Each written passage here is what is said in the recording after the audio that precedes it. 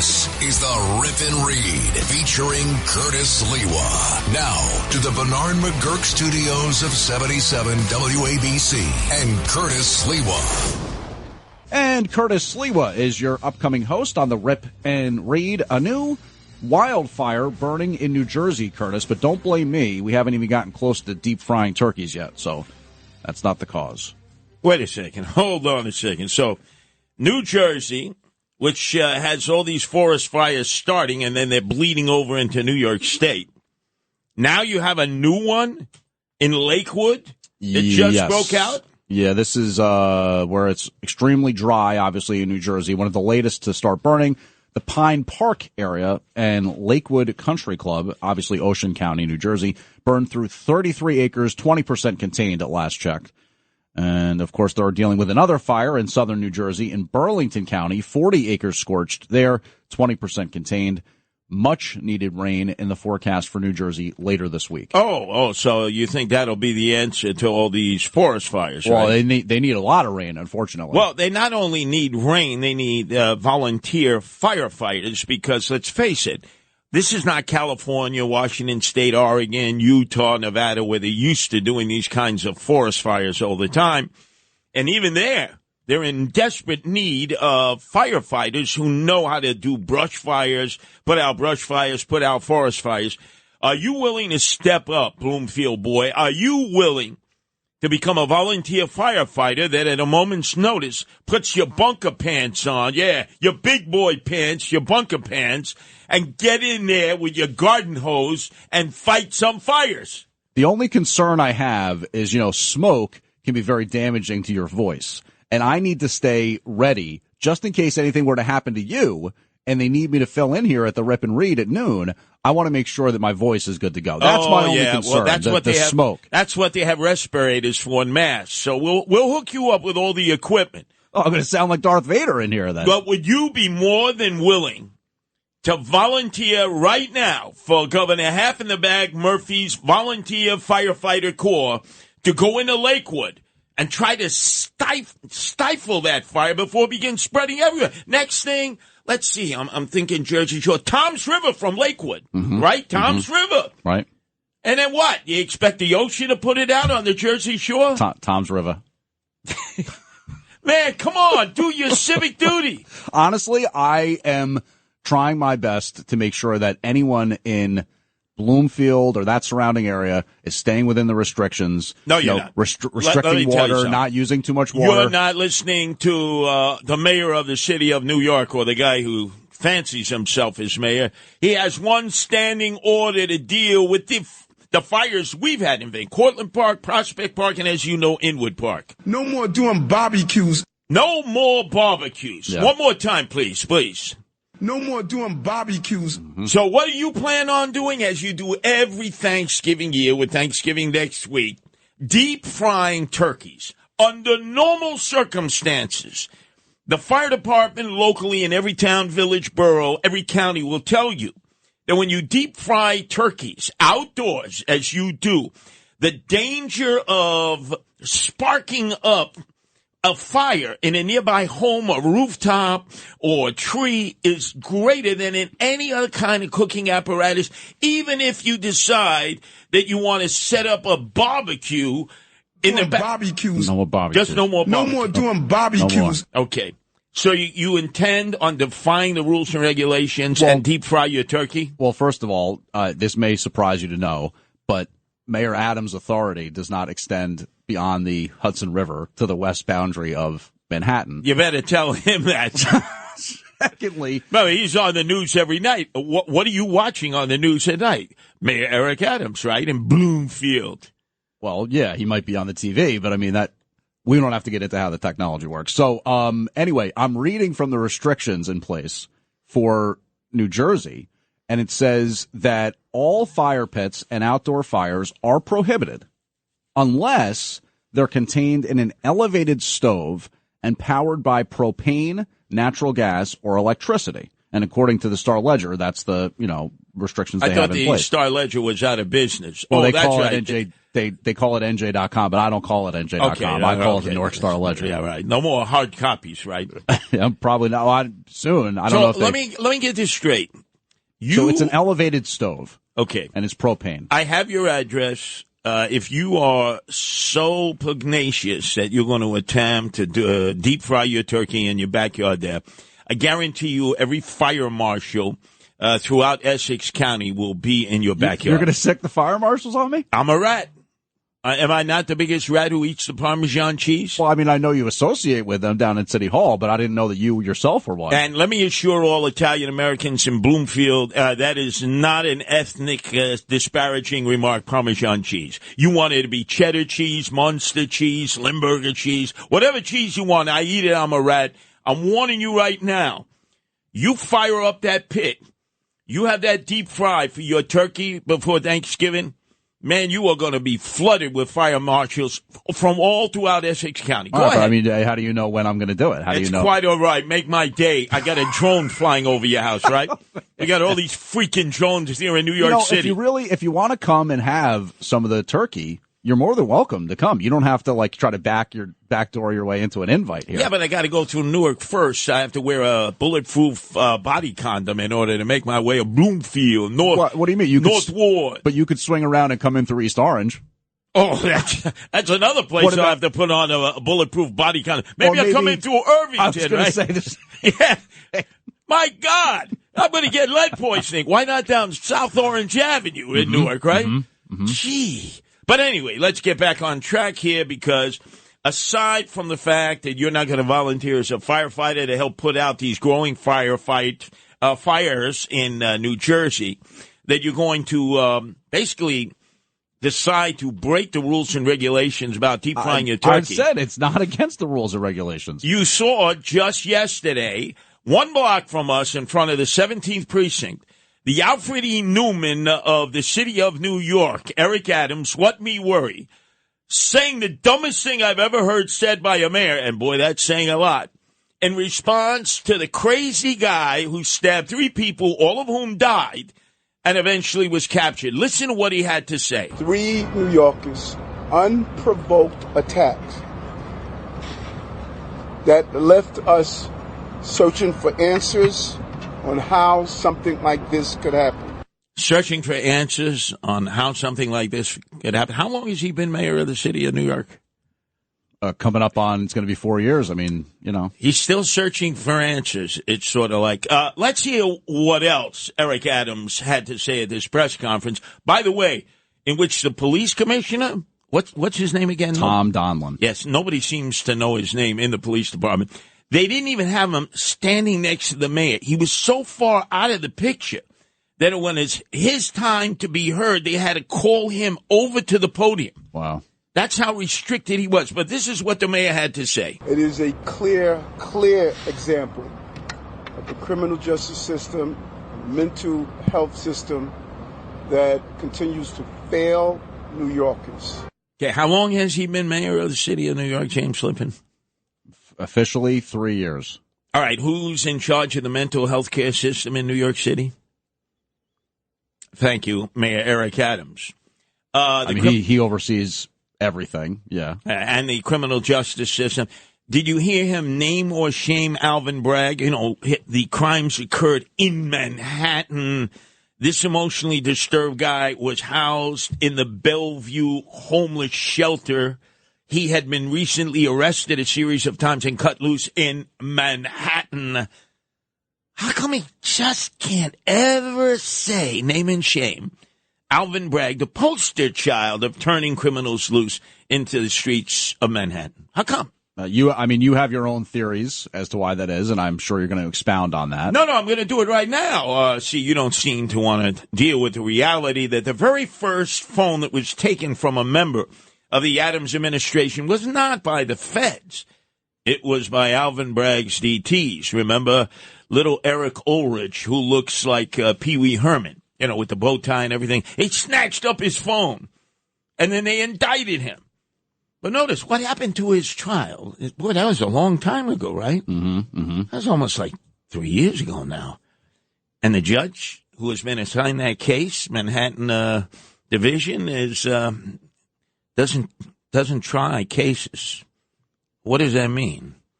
You think he's in some form of negotiation? You think he's providing information?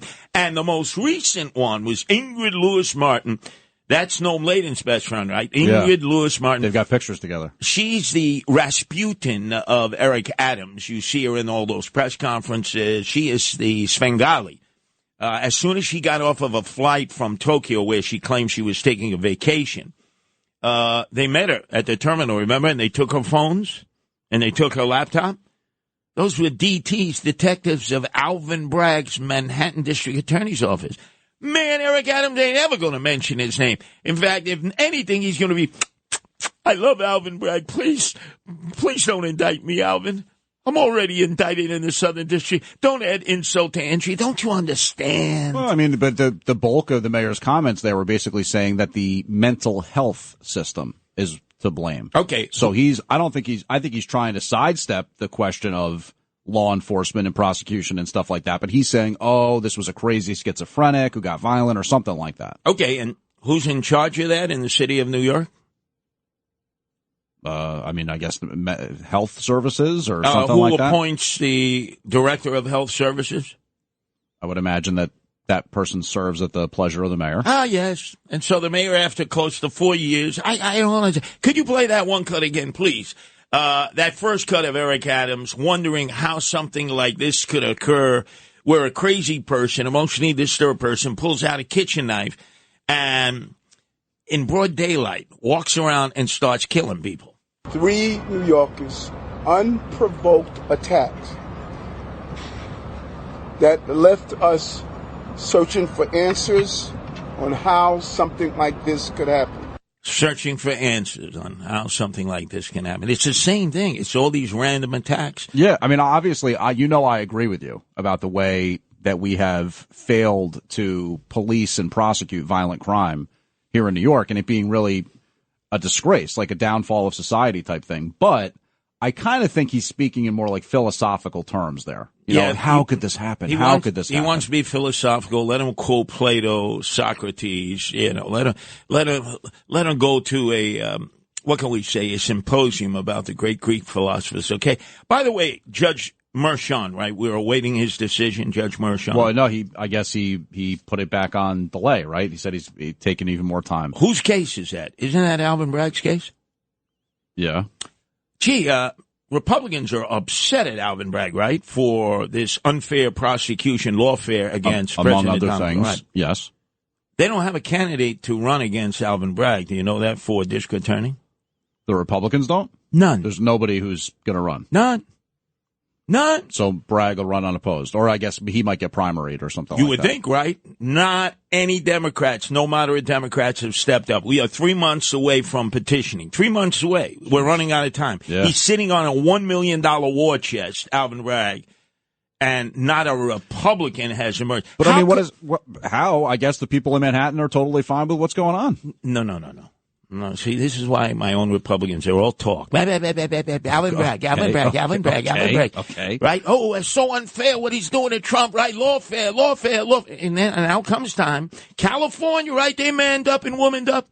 They knocked out the DEA in L.A. election. San Francisco. Knocked out the DEA in Oakland election. Knocked out the DEA in San Francisco. You mean to tell me California found a set and actually got rid of their Alvin Bragg DAs, and we're not even going to try? Honestly, maybe. Yeah, it's been worse in California for longer than it has been here. Well, guess what? Did you look at the posts on my social network? Did you didn't even listen Sunday night, 8 to 10, the deep dive, the Rip and Read featuring Nancy Sliwa, who breaks a lot of news.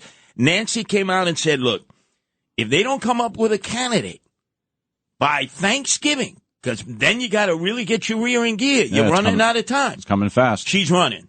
Remember, she ran against Tish James for Attorney General. Nice. She did very well. So do you think she might want to do like a announcement, like a candidacy announcement video, standing next to me deep frying the turkeys? Get the hell out of of here. You are making fun of that. Go on my social networking and you'll see Nancy has thrown the gauntlet down. You Republicans don't come up with a candidate to run against Alvin Bragg, or you moderate Democrats don't challenge him in a primary. It's Nancy who's going to be running against Alvin Bragg, and I'll be with her every step of the way. Get out of here. No more doing barbecues. Curtis Sliwa.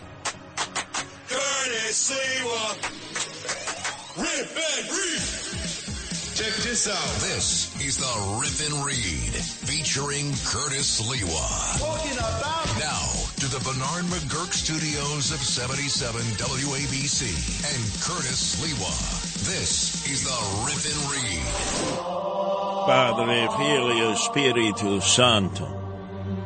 That's right, Justin Ellick. The plot thickens, first brought to your attention right here on the Rip and Read, where we break news Monday through Fridays from 12 to 1. It's the story that started at Our Lady of Mount Carmel in North Williamsburg, where they have the annual feast Il Giulio, where they lift the statue. And the person who has been in charge there for quite some times, they call him Monsignor Jamie. How do you know who he is, Justin? Just look at that Submarina Rolex on his wrist. So heavy that at times he needs to put a sling around his shoulder to carry it. Hey, Monsignor Jamie, how'd you afford that Submarina Rolex? Mind your own business, Curtis.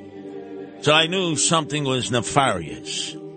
And he would always be side by side with a guy who's like right out of Goodfellas, cast character, Frank Carone. You've heard the name before. He's the guy who made Eric Adams who he is, a crooked mayor. He ran the campaign initially. He was the number one fundraiser. He hosts now the Legal Defense Fund to keep Eric Adams out of jail. And the fund, believe it or not, the chutzpah to think he could be elected as mayor again. But Frank Carone, a very best friend of Monsignor Jamie.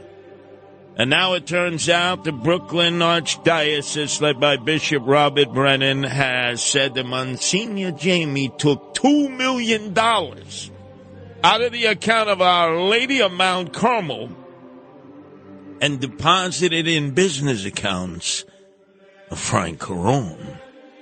$2 million. That's a lot of schiarol. That's a lot of moolah shmoolah. And it just so happens that Frank Carone and Monsignor Jamie traveled to Rome this past May and was side by side with Eric Adams, the swagger man with no plan, when he left New York City in the midst of the rebellion and riots on the campus at Columbia University, where they were attacking Jews. Adams didn't want to have to deal with that. He left, never dealt with it, and decided to meet with Pope Francis, who praised him for letting in so many migrants. Yeah. And Eric Adams was soaking it up. But you know something? All three of these guys, the three amigos, got together, Eric Adams, Frank Carone, and Monsignor Jamie, and they walked right over to the Vatican Bank. Justin Ellick, you know how the Vatican Bank operates? It's a scene right out of Godfather 3. Then Rome decides to put me in charge of the Vatican Bank. Oh, Constantine, how much misfortune you caused. Not by becoming Christian, but by the dowry which the first rich pope accepted from you.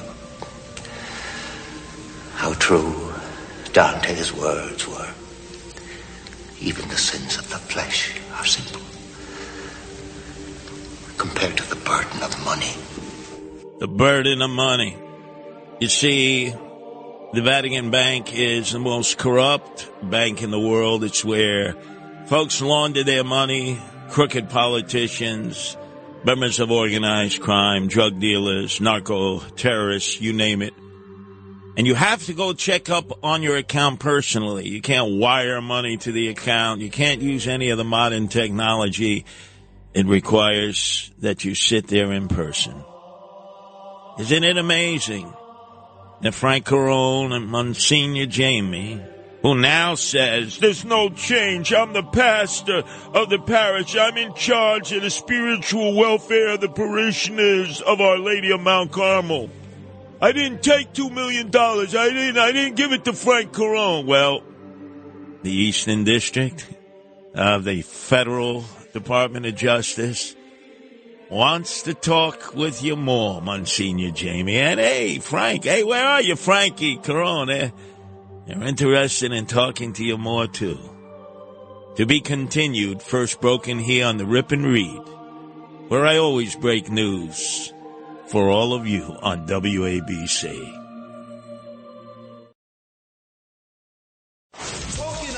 This is the Rip and Read featuring Curtis Sliwa. Now to the Bernard McGurk studios of 77 WABC and Curtis Sliwa. Been dazed and confused for so long, it's not true. Wanted a woman, never bargained for you. Lots of people talking, few of them know. Soul of a woman was created below. Dazed and Confused by Led Zeppelin, Robert Plant singing.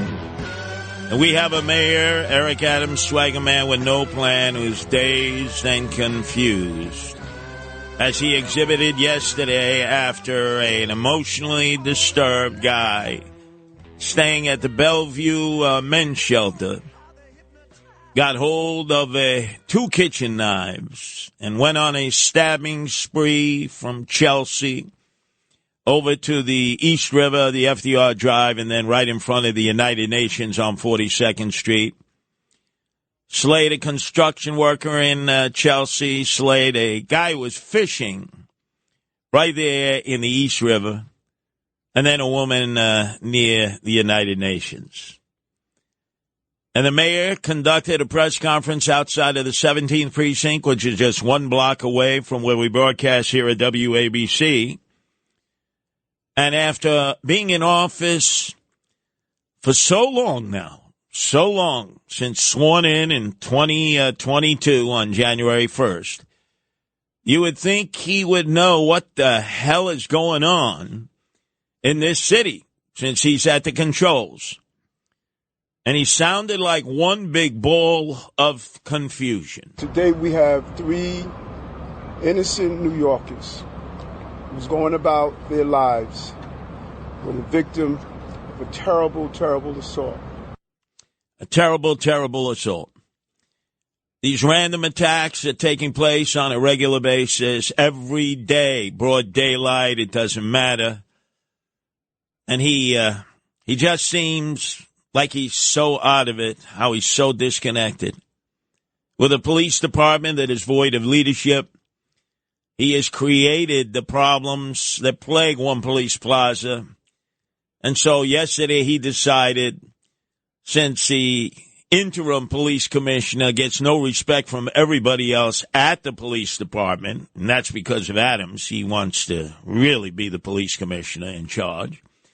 And the men and women in the department don't even know who the police commissioner is, Dom Donlin. He decided he would host this press conference, and then he said something that is indicative of everything about his inability to deliver law and order and a quality of life to the residents of New York City. It is a clear example of the criminal justice system, mental health system that continues to fail New Yorkers.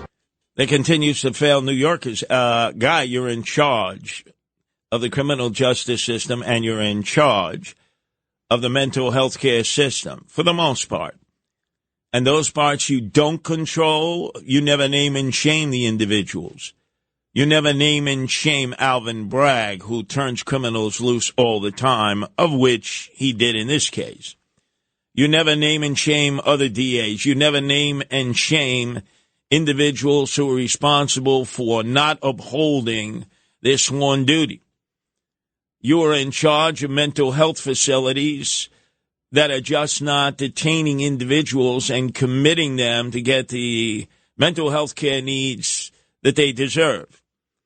And your partner, you always say, I'm partners with Holcomb. She runs the state institutions of mental health, like Creedmoor, perfect example. You're more interested in putting illegal aliens there, 1,500 to date, single able-bodied young men with nothing to do and nowhere to go, a military age. And yet 70% of the rooms in Creedmoor devised to care for mental health patients are empty. That's run by the state.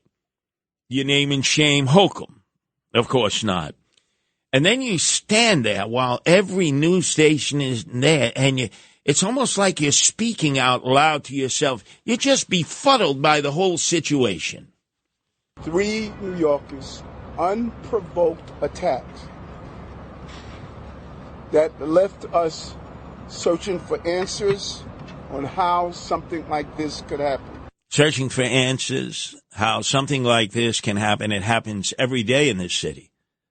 How are you still searching for answers?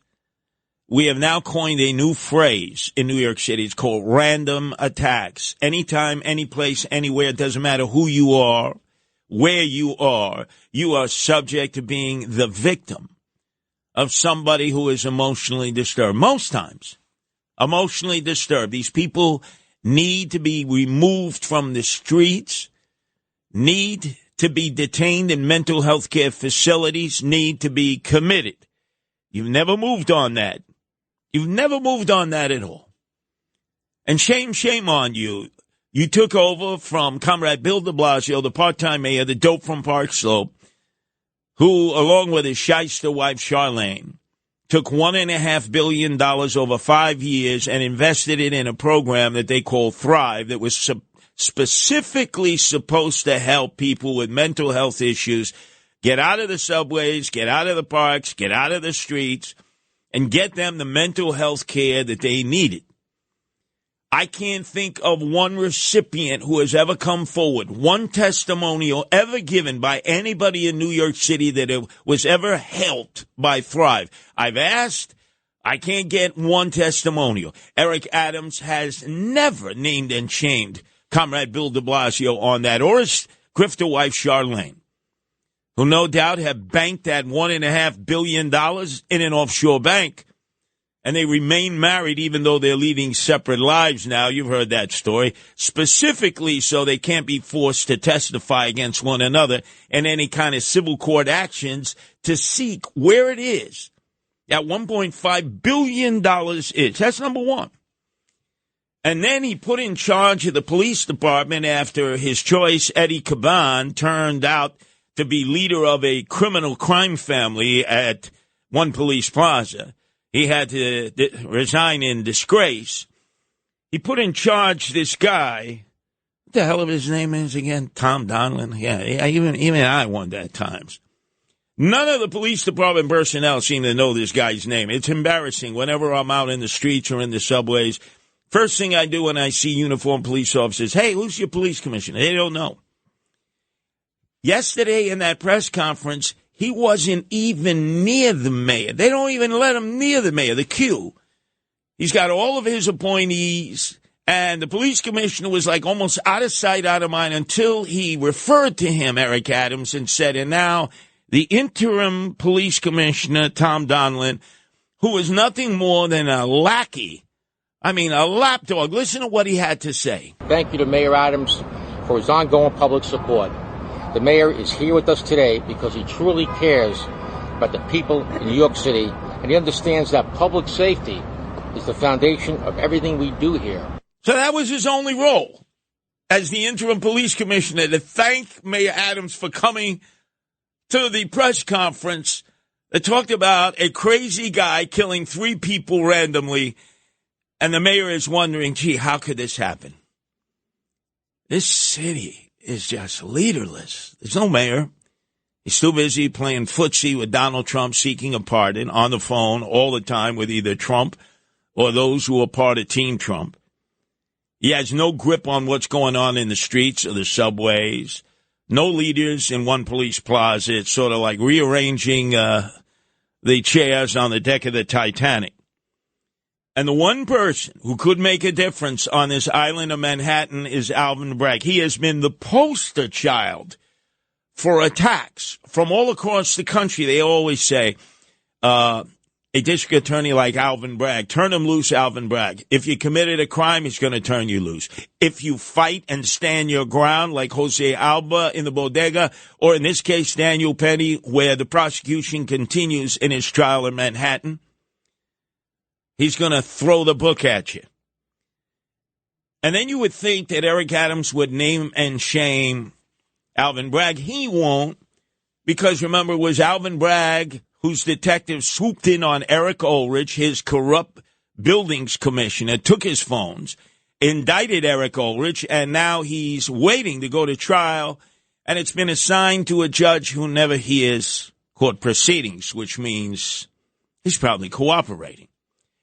And just recently, his Svengali, his Rasputin, Ingrid Lewis Martin, as she was coming off of a plane on what she said was a vacation to Tokyo, had her phones and her laptop taken by detectives of Manhattan District Attorney Alvin Bragg's office. So Eric Adams is terrified of Alvin Bragg, terrified. Alvin Bragg's got him by the short hairs of his chinny chin. But it's Governor Holcomb who could fire. She can fire any DA in the 62 counties. And the biggest DA of all is Alvin Bragg. And we've been talking about this for almost 4 years. What did Governor Holcomb say? You can't throw out someone who is duly elected. Yes, I've worked with all of our district attorneys and given them more power to do their jobs. Yes, you can throw them out. You choose not to. You can remove a mayor. We've learned all about that Eric Adams basically had to bow to you, any of his replacements, because his Chocolate City had to be replaced by Vanilla. We've seen all the replacements. It's all at the behest of Governor Holcomb, who reminds Eric Adams, I have the power to remove you. She does. Could I hear what she said about Alvin Bragg again? This is Governor Holcomb, who knows she has the power to remove this guy who has jeopardized everybody, every law-abiding person, everyone who has been victimized, has to say, my God, I am left defenseless because there is no law and order because of the district attorney, Alvin Bragg, who turns those criminals loose. You can't throw out someone who is duly elected. Yes, I've worked with all of our district attorneys and given them more power to do their jobs. You're lying. Yes, you can. And if you look at my social networking, you go to Facebook, you go to Twitter, you go to Instagram. We have decided to throw down the gauntlet, Team Sliwa. On Sunday nights, when Nancy joins me for the Rip and Read, and we do an extra deep dive, we were reading a New York Post story by Carl Campanelli. We could not believe it. That with all the talk about Alvin Bragg, the fact that Judge Mershon again is putting off the sentencing of President Donald Trump. That's Bragg's case. That's lawfare. All the Republicans have railed about them. Moderate Democrats have railed about Alvin Bragg. And yet, at this date, there is not a candidate to run against Alvin Bragg, to challenge him for another 4-year term. Not one. Not one moderate Democrat has surfaced in a Democratic primary, and not one Republican. And yet, look at what happened in California. The DAs were ousted. These were Alvin Bragg-style DAs. George Soros, Alvin Bragg-style DAs. L.A., out. San Francisco, out. Oakland, out. You're going to tell me California wised up before we have here in New York? Well, not even. There's going to be a coronation. So Nancy has thrown the gauntlet down. She ran against Tish James for Attorney General. She did a great job. And she says, if nobody surfaces after Thanksgiving, she's running. Because the time is ticking. You're running out of time. Petitions start getting circulated in February. What are we waiting for, Republicans, conservatives? What are we waiting for, moderate Democrats and independents? Are we going to have a coronation of Alvin Bragg? No. If not, I'll be side by side with Nancy in every neighborhood, every block of Manhattan, from the tip of Inwood down to Battery Park, and we're going to take this battle to Alvin Bragg. And then the other person who was resurfaced, the guy who's responsible for all this mishigash, Andrew Evil Eyes Cuomo, King Cuomo II, the son of Mario Faccia Brutta Cuomo, King Cuomo I. He sits there in Southampton in the palazzo of his brother Fredo, Chris Cuomo, with his wartime consigliere, Joe Percoco, out of federal prison, doing 6 years for corruption, ready to launch a comeback. Like a political zombie, he destroyed New York State, and now he wants to destroy New York City, hinting that he wants to be the next corrupt mayor. Remember, he's the guy who started the no-cash bail. In America, you are still innocent until proven guilty. And that's whether you're black or white, that's whether you're rich or poor. We're going to end the cash bail system once and for all. We're going to do it in New York. And we're going to do it this year. They applauded there in the state legislature, the veto-proof state legislature controlled by the Democrats. Enough is enough. It's time that we challenge Alvin Bragg. And if nobody surfaces, Republican, conservative, independent, or moderate Democrat to do it, Nancy Sliwa will do it because it's got to get done. To the Bernard McGurk studios of 77 WABC and Curtis Sliwa. Curtis doesn't know about you, but he rips and reads. This is the Rip and Read. It's the left versus the right. In the right corner, it's James Flippin. In the left corner, it's Anthony Weiner. Live from Studio 77, it's a 77 WABC debate. And in the ring right now, Anthony Weiner himself. The controversy sizzles out there as to whether Anthony Weiner will run for the city council seat on the Lower East Side that's being vacated because of term limits. I get a sense yet you have not resolved that, Anthony Weiner. I'm still looking at it. You know, one of the things walking around the district, there's still police tape around the various scenes that you were involved in when you were a kid. It's like there's still plenty of Curtis Sliwa DNA all around the district. Yeah, that's had some problems. All right, to be continued on that note. I want to thank you, Anthony Weiner, for being the person who came up and actually told me that I was being put on the shelf for a second time, left versus right, because the man replacing me, James Flippin, didn't even decide to come up to me and say, you know, I didn't want to do this, but they made me do it. It was kind of last minute. He was Sylvester Stallone getting put in against Apollo Creed at the last minute. We talked for hours, and yet he never told me on Thursday that he is the guy that they decided to get into the ring with you on Saturday from 4 to 5, left versus right. By the way, if you've missed any of the left or right, left versus right editions, you listen to it on podcast. There's a long history here at WABCRadio.com. It started me and Anthony. Then it was Roger Stone of the Stone Zone versus Anthony. Then it was John Catsimatidis versus Anthony. Then it was Dominic Carter versus Anthony. Then it's Curtis back again versus Anthony. And now James Flippin. Well, James is very different. He's a different kind of challenge. He's very tactical. Like he has a really tough job because he does straight news where he doesn't do any partisanship. Then he kind of gossips with you a little bit where he thrusts and parries. This is the first time he did some fill-ins, a great job doing fill-ins overnights.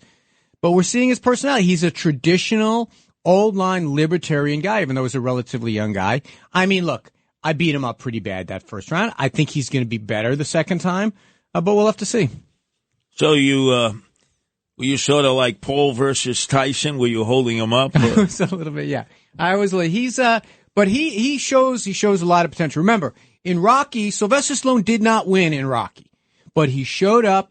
He really gave the champ a scare, and we'll see. Look, I got to tell you, the one thing I am going to talk about with him this Saturday is, Democrats are so hysterical about every single day. Trump has only been elected for a couple of weeks now. It seems like it's constantly pants on fire. I'm exhausted by it. Let's see what the guy does. But I want to tell you this. You chased the bus. You caught the bus. Now the Republicans own this situation. Matt Gaetz, that's your problem. He ain't our problem. That's right. I call him Matt Gaetz, a ball of confusion. We'll see how that plays out. But it is interesting that even Democrats have picked up on this cultural phenomenon of doing the Trump dance. whereas you would never before wanted to have been associated publicly with Donald Trump. It seems now culturally those lines are down. NFL, UFC, kids are doing it, TikTok. Does this mean more acceptability of Donald Trump? I can't imagine in the first 4 years that any of that would ever transpire. You know, so much of politics today is about owning the other side. So this is the moment for to own the libs, and everyone's doing it. But I want to point out that all those groups that you identified, a lot of young men. Look, he's no doubt about it. He's got a little bit of zeitgeist, the young man thing, and that's fine. But I want to remind you and your Republican friends, he got elected president of the United States. Now he's got to do all those things he said he's going to do. He's going to slice a third of the budget. He's going to round up and deport people. He's going to do all these things. He's going to eliminate vaccines, all these things. All right. You wanted a bull in a china shop? Well, the bull now has the key to the china shop. Now, you made your bones in politics almost side by side with Eric Adams, almost the same length of time. And you've seen him in good times, bad times, and in ugly times, like all politicians go through. He seems to have lost the fire. Like the old Eric Adams would have been attacking Donald Trump for some of these initiatives, would have been saying, oh, no, we hold the line. Here in New York City, we do things differently. He seems like he has, to a degree, capitulated, flown the white flag. He seems like he's more interested in having Trump do away with all of his legal headaches than he is on taking on Donald Trump. You know, I disagree with you when you're wrong. I think you're exactly right. You listen to his Wednesday press conference. Every question is him doing like some weird kabuki theater around language, so you have no idea. You ask him a direct question. Where do you stand on mass deportation? 4 or 5 times the report, should not that be hard a question. All of America has been thinking about it for months. I think you're right. But in fairness to him, when you got an indictment hanging over your head, it's hard to live normally. Take it from someone who knows. Now, the last thing is Alvin Bragg. Carl Campanelli of the New York Post had a headline story break Sunday night that there are no challengers to Alvin Bragg. He's probably been the most talked about DA in the nation. Poster child for all Republicans. They want him out of office. We hear about Judge Mershon now. That's the Bragg case. And yet we find out not one Republican challenger or conservative or even a moderate Democrat in a primary or independent. Nobody is prepared to challenge Alvin Bragg. I don't understand it. Look, I'm a Democrat and everything else, but you would think, I get it why lawyers don't want to step in against a sitting district attorney. But a politician who is a lawyer, particularly one on the state level who wouldn't have to give up their seat to run, this is a way to become nationally known. Imagine sending out a fundraising letter to every rich Republican in the country. I'm running against Alvin Bragg. You don't even have to explain who that is. It's remarkable. This is the problem with your party. It has such a thin bench. You are correct. And in fact, Nancy on Sunday night, because she is an attorney, she ran against Tish James for Attorney General. She said, if they don't come up with a candidate right after Thanksgiving, when they break the wishbone, I wish for a candidate. She's running because we're running out of time. I mean, let's face it, petitions are out there in late February. You don't get signatures. You don't qualify. She's in it to win it unless somebody else emerges out there. Wake up, GOP.